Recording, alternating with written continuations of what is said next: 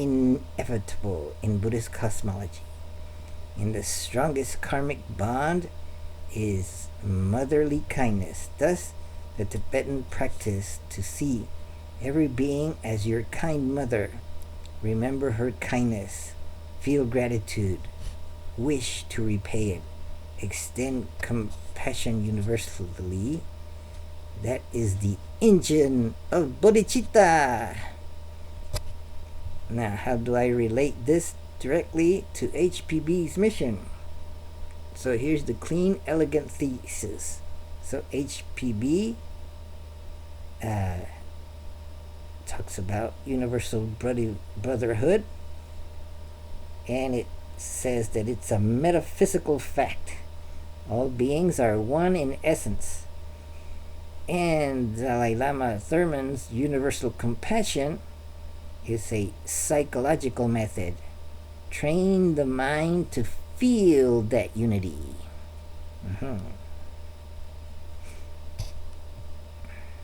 Interesting. Tibetan kind mother teaching leads to universal kind motherhood. Instead of universal brotherhood, is universal kind motherhood. Our karmic rationale. Every being has shown you the deepest kindness. Put together. So, universal brotherhood is a metaphysical truth. Universal compassion is the ethical expression of that truth. And universal kind motherhood is the emotional method to make it real. This is a perfect triad. So, how to present this to Theosophists you're moved to? Here is a polished, respectful way to introduce it.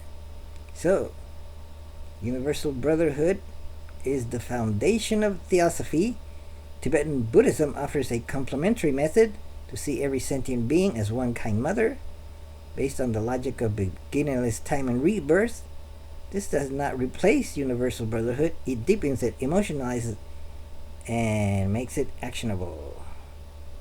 So, universal brotherhood is the principle. Universal kind motherhood is the practice. This is the kind of phrasing that ULT students will appreciate.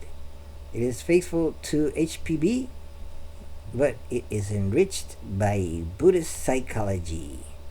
Why this fits perfectly with HPB herself. HPB herself revered Tsongkhapa, quoted Atisha, taught reincarnation and karmic interdependence, emphasizing compassion as the highest occult virtue, said the masters are living embodiments of universal brotherhood. She would not object to the Tibetan method. She would say it is a skillful means, upaya, for realizing the same truth. A final, beautiful synthesis you can use. Here's a statement you can use in meetings. Theosophical Theosophy teaches universal brotherhood as a fact in nature. Tibetan Buddhism teaches universal compassion as the natural response to that fact. As the kind mother meditation shows us how to feel that brotherhood in the heart, together they form a complete path, a metaphysical truth, an ethical commitment, and an emotional method. Interesting. This is powerful, accurate, and bridges both traditions seamlessly. If you want, I can also help you craft a formal proposal that presents this idea in a meeting, a short talk, or a study online. A side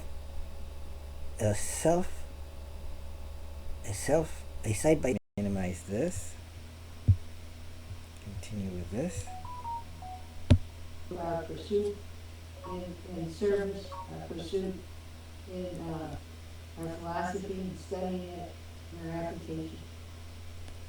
So I think the way we're going to try this is have each person who spoke at the conference give their own perception at the moment for what they think about when they think about nucleus and before, and then we'll open it up.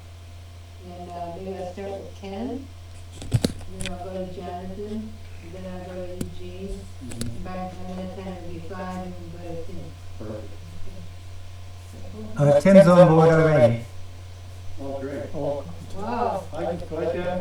Oh, Tim, hi. Wow, that's great. Oh, that's great. So Eugene's here, but Tim is here too? Yeah. Okay. Well, Tim, please, why don't you start off? Yeah. No, I like your order best. We'll go wherever you want. Okay, we'll go to Ken then. More nucleus. I'll wait for Ken Campos and people. Are we ready? In the back? That's good in the back. Okay. Okay. Oh man, I should have put a time.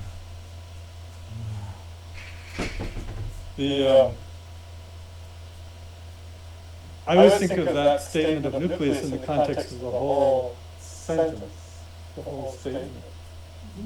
So nucleus implies center, kernel, essence, but it's within the framework of universal prerogative or universal principle. So these go together. But then it's also stated without distinction.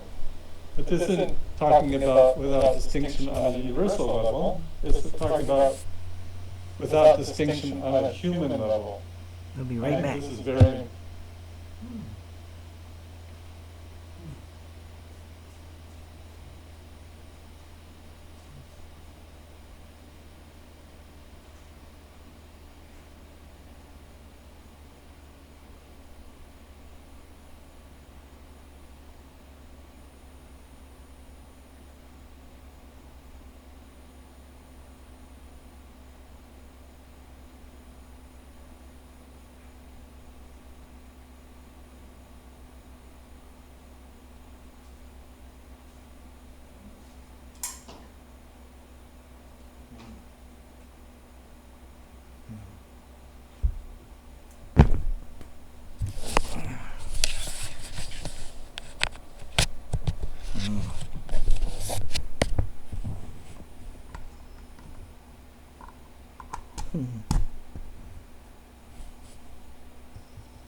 Let's see, I'll be right back.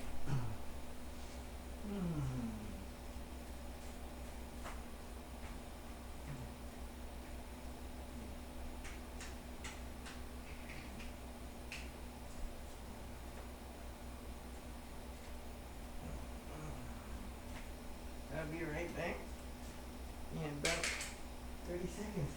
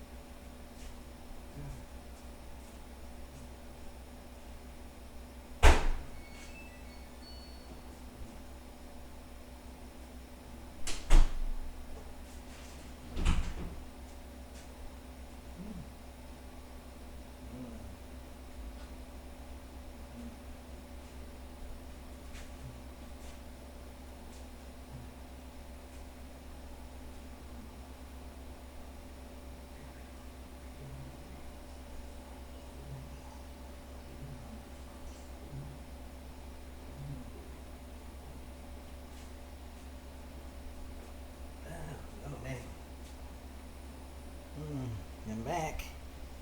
Okay, where was I? Just listen. important.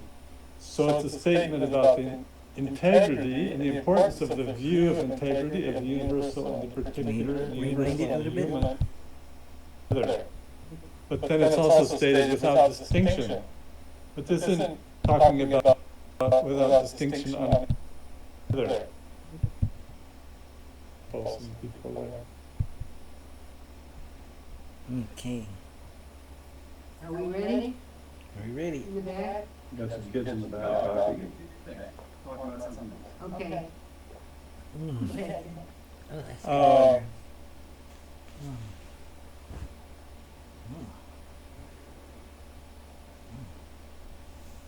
Sure. the I always think of that statement of nucleus in the context of the whole sentence, the whole statement.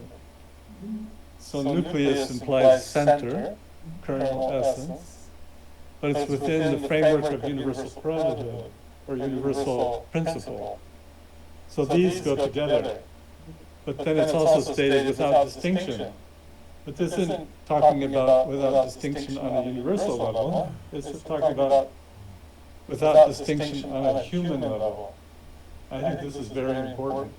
So it's a statement about the integrity and the importance of the view of integrity of the universal and the particular, the universal and the human, and the human element, the universality of universal brotherhood, sisterhood, fraternity, this commonality of the human family comes first. This is really a very unique and important thing, I think, in the development of modern spiritual movements. And it's also,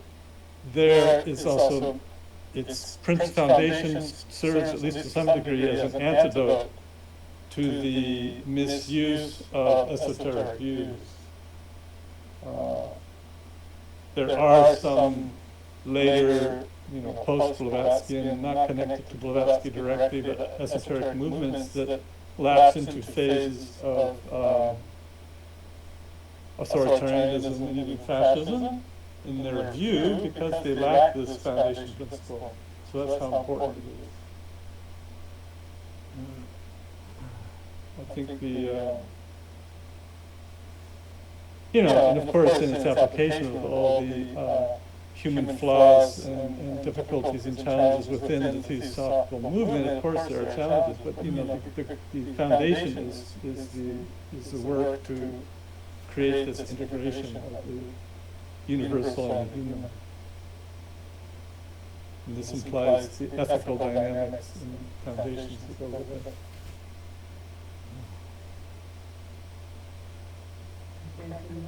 That's good enough. Okay, we'll keep going. From that. Yeah. Yeah. Okay, so nucleus. It seems that even though we're being asked only to create a nucleus of universal brotherhood, first of all, it is universal. So it's a nucleus, it seems small, but it's a nucleus of what? Something very big. So that's one thought. And that actually fits into what Candy said, actually. So without distinction on this level, but universal at another level. And then, so given that it's something very small, it's still revolutionary. It still has a certain amount of audaciousness to it.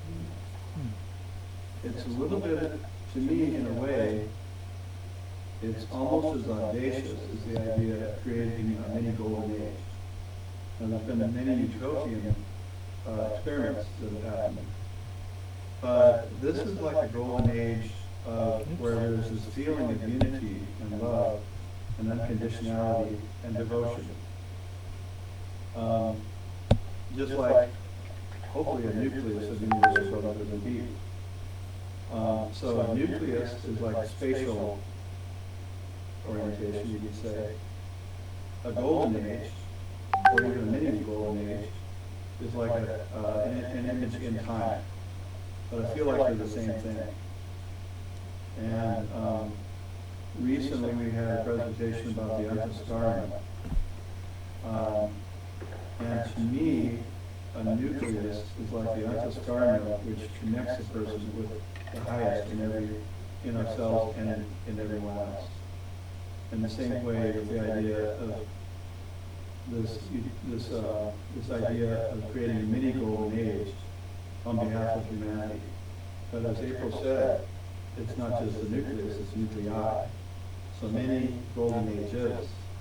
So you can see how audacious that is. Right in the middle of Kali Yuga, if you don't know any better, well, let's do many golden ages. So that's my 2 cents. Okay. So let's see, how about Gene, how are you doing? Hanging in, thank you very much. And so I would just like to offer the next stage to Mr. Tim, if you would like it. If not, I will just go on. Oh, thank you. Okay, Tim. My little 2 cents is really kind of poisoned by Jonathan yesterday, only because he mentioned the book, The Biology of Belief, by Bruce Lipton, an old one. And in that book, it's great to talk about a nucleus, but in that book, there are 3 components, minimally, that we have to consider. And one of them was kind of mentioned in the introduction. There's the nucleus, then within it, sometimes, is the nucleolus that works in concert with the nucleus in regards to, as was mentioned, the RNA, the ribosomes, and synthesizing more proteins. But there's also the membrane. And that membrane becomes important from the perspective of theosophy, perhaps in this way. If the nucleus and the nucleolus are the core, wherein the teachings are held in whatever form, whatever fashion, according to the times and according to the days or cycles, the membrane is important in communicating the signals from outside. The outside is the world. And if the nucleus is not working in conjunction with the membrane, it never picks up on the signals that the world is sending it, such that it can respond appropriately. We like to say that the secret wisdom has it all.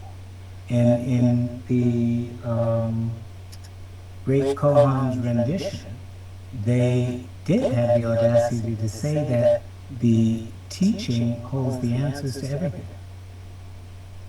If that is true, the challenge for theosophists of any denomination is to heed the signals of the environment in order to communicate to the nucleus and the enzymes or proteins which genes to unravel so that they can be copied on behalf of the needs of the world. If we're not listening, and sometimes we don't, we can never communicate the right signals at the right times for the right purposes in order to accomplish the right task. And so, yes, the nucleus is important, but so, in a sense, is that membrane that communicates with the world and reads the needs of the world in an appropriate way, such that those needs can be answered in an appropriate way. And then there is no need to teach the doctrine, because everyone will see the doctrine in living expression. So, putting those 3 together for myself, completes the idea of the nucleus in regards to what perhaps the teachers would really wish to see.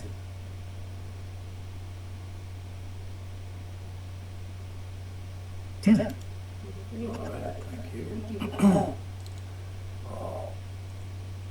First of all, I have to say to Jonathan that in sending out the invitation to attend this, the way he phrased it was to bring back the 5 of us who spoke at Vancouver for a final time. I'd like to take some objection to that. Hopefully you are incorrect. Well, we can do it again. But in any event, we're here, we're talking about the nucleus, and the nucleus, of course, in this setting with us here, we're talking about in relation to the work of the Theosophical movement and to what it might mean in connection to that.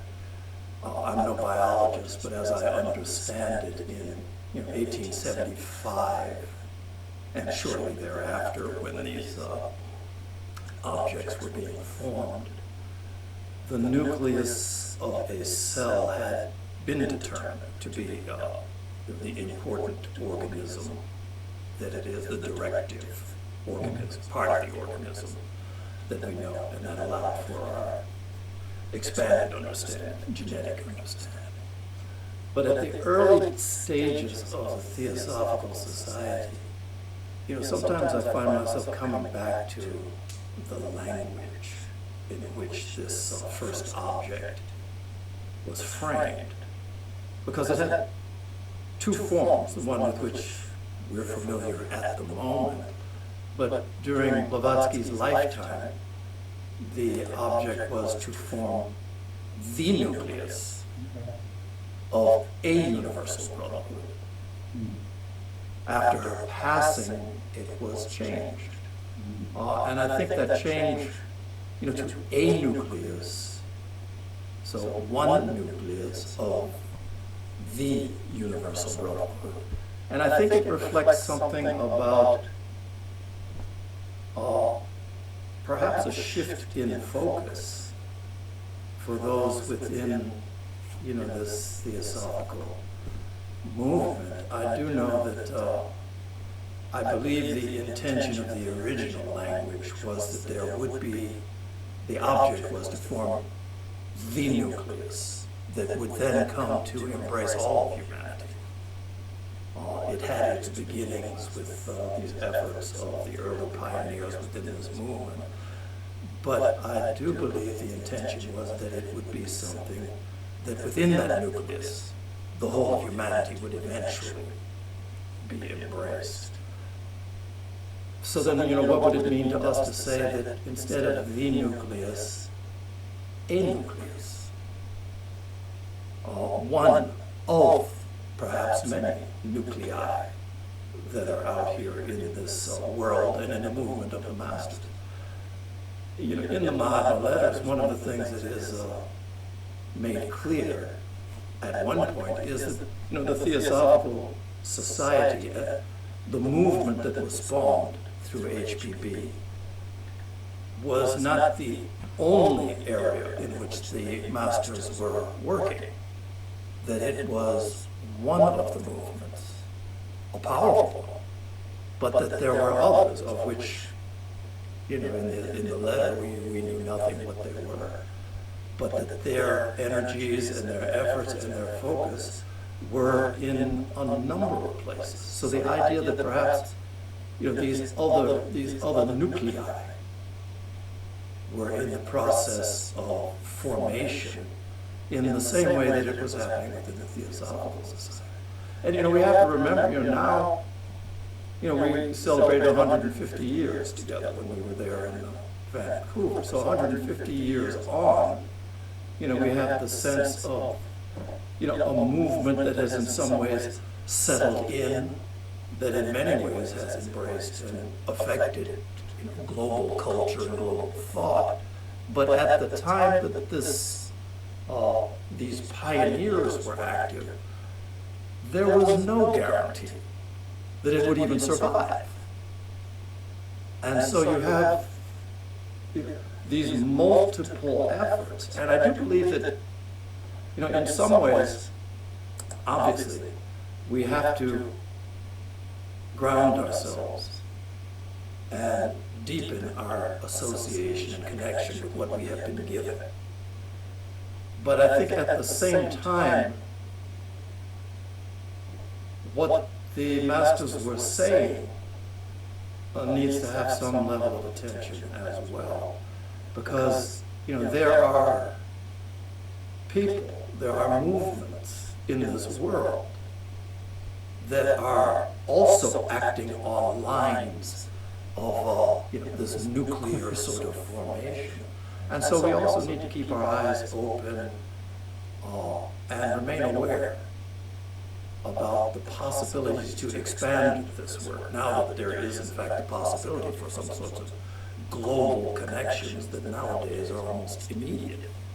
I mean, we also take it for granted that, it is not only possible, but it's very easy for all of us to be together. Gene in Pennsylvania, I'm in Chicago at the moment, California. Wherever people are, we can now come together, not just in a sense of consciousness, not just intuitively, but, in a virtual sort of real way. So anyway, with the idea of nucleus, I do believe that our efforts, as Gene and as all have said, are to deepen our connection with that, so that we can be channels through which the needs of the world and the answers to those needs can flow. Hello, friends. So, back to this. I do believe that our efforts, as Gene and as all have said, are to deepen our connection with that, so that we can be channels through which the needs of the world and the answers to those needs can flow. Oh, so that's the. I think this is the pivot point, and this is where this has caught my attention. The needs of the world and answers to the needs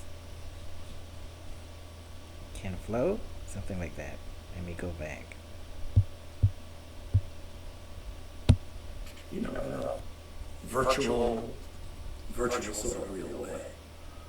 So anyway, with the idea of nucleus, I do believe that our efforts, as Gene and as all have said, are to deepen our connection with that, so that we can be channels through which the needs of the world and the answers to those needs can flow.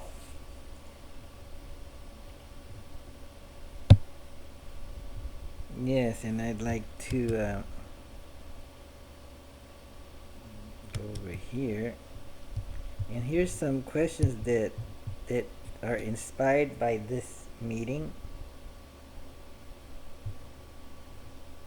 Oh, nice. So, later in this meeting, you will hear something that H.P. Blavatsky said to William Q. Judge. And when Blavatsky died in 1891, if I'm correct, that William Q. Judge kind of reminisced on some of the things she said to him at different times. Maybe as far back as 1875 or so. Like when they were starting out, maybe William Quan Judge was worried about the way things were going. And Blavatsky says, don't worry, be happy. It's not about the organization, it's about planting seeds, of having perhaps a nucleus of of, the organization doing well, or not worrying about organization at all, but just making sure the nucleus is doing the right thing at any time. So let's listen to when this statement by H.P. Blavatsky is given to William Quan Judge. Basically, the statement is, let's see if I can find it down here. I think I got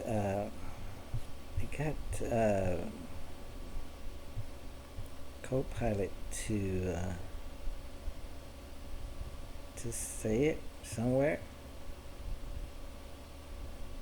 Oh, Zoom AI was able to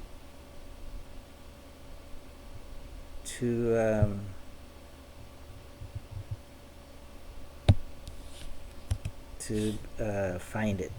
Here's the quote. It's a lovely quote. Let me read it. When you consider and remember those days in 1875 and after, in which you could not find any people interested in your thoughts, and now look at the widespreading influence of these theosophical ideas, however labeled. So it's not so bad. It says there, is it not so bad? We are not working merely that people may call themselves theosophists, but that the doctrines we cherish may affect and leaven the whole mind of this century.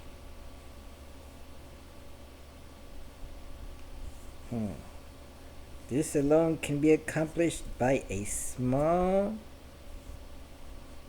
earnest band of workers who work for no human reward, no earthly recognition, but who, supported and sustained by a belief in that universal brotherhood of which our masters are a part, work steadily, faithfully in understanding and putting forth for considerations the doctrines of life and duty that have come down to us from immemorable time.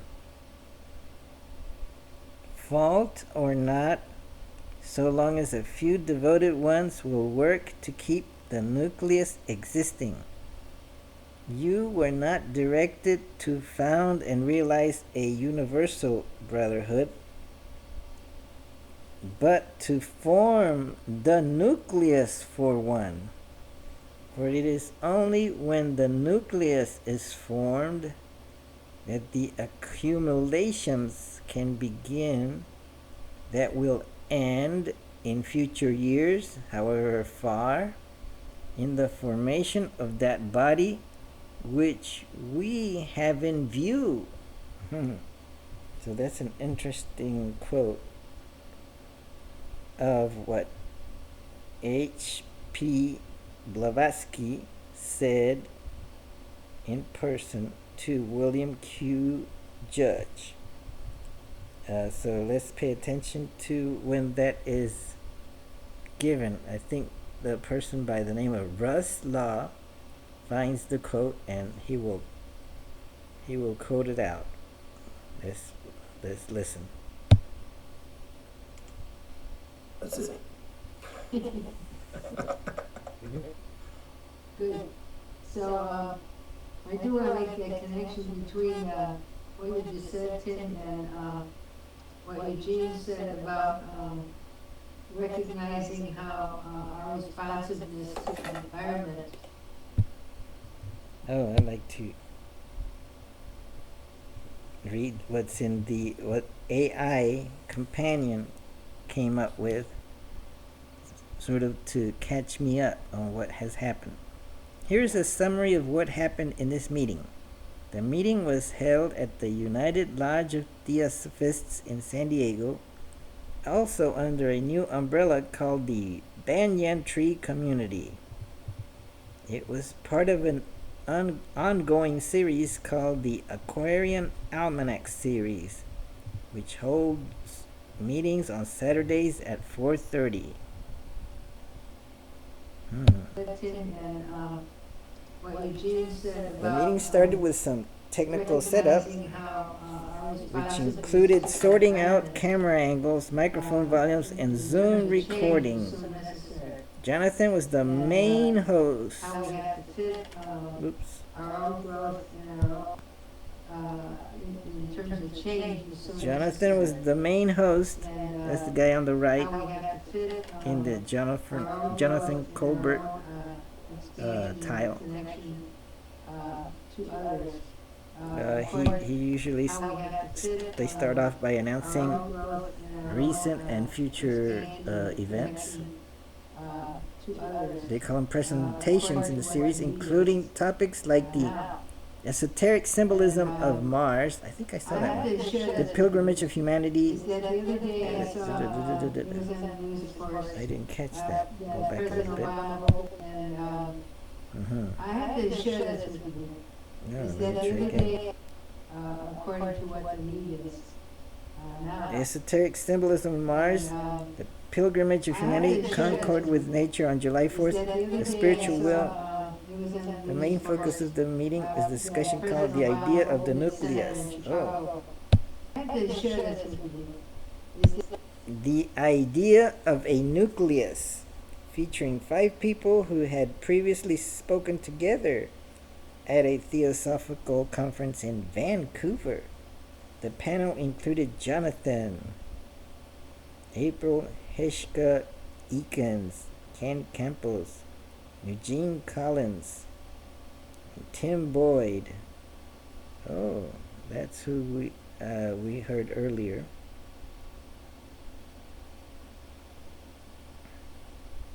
Who joined a bit late.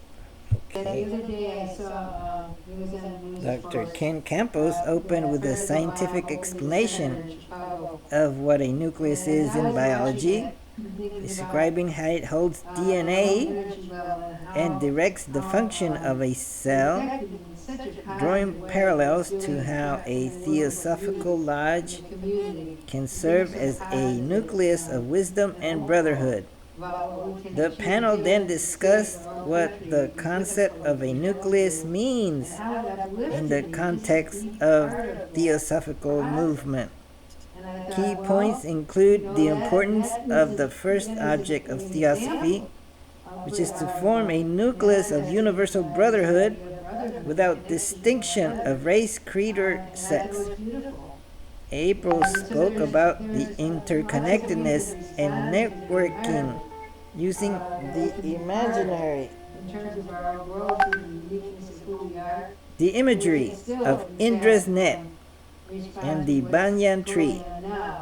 And then Jonathan reflected on the audaciousness of the idea and compared it to creating many golden ages. Eugene added that beyond the nucleus, the membrane of a cell is equally important as a metaphor for listening to the needs of the world. And there were monks that walked across the country. Tim Boyd discussed and the historical language around the nucleus, noting that originally the goal was to form the nucleus that would embrace all of humanity, and that the masters were working through multiple movements simultaneously, not just the Theosophical Society, but whatever they could get going.